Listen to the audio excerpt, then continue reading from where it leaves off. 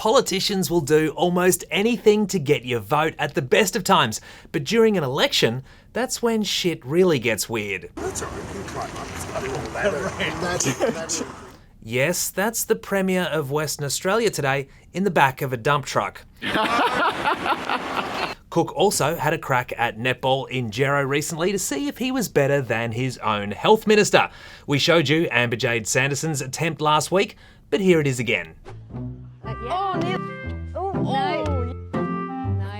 Jade, nil. Roger? Better than his colleague, but the bar was set very low. Ironically, I bet Sanderson thought the exact same thing when she inherited the health portfolio from Cook. Here's a challenge. Any candidates out there reckon they can do better on the netball court? Send us a video. But when it comes to politicians doing anything for a photo op, the Jats crackers go to former Sports Minister Mick Murray.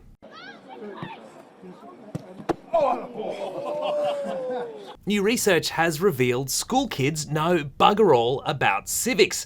Less than a third of Australian Year 10 students passed a national test on the subject, which was the lowest mark in the 20-year history of the test.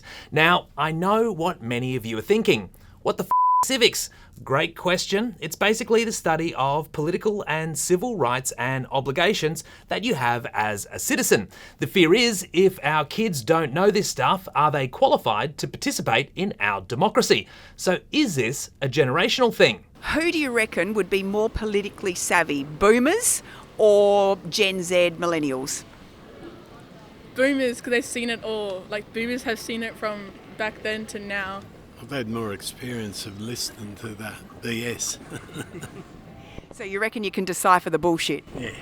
The older generation and the younger generation also know what they want.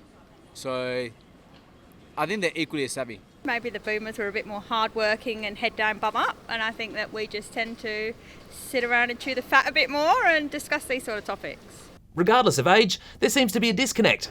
I think the younger generation are fed up with what's going on in politics, and that's kind of creating a divergence into different opinions on where they want to see politics go. Are you listening to what the candidates have to say?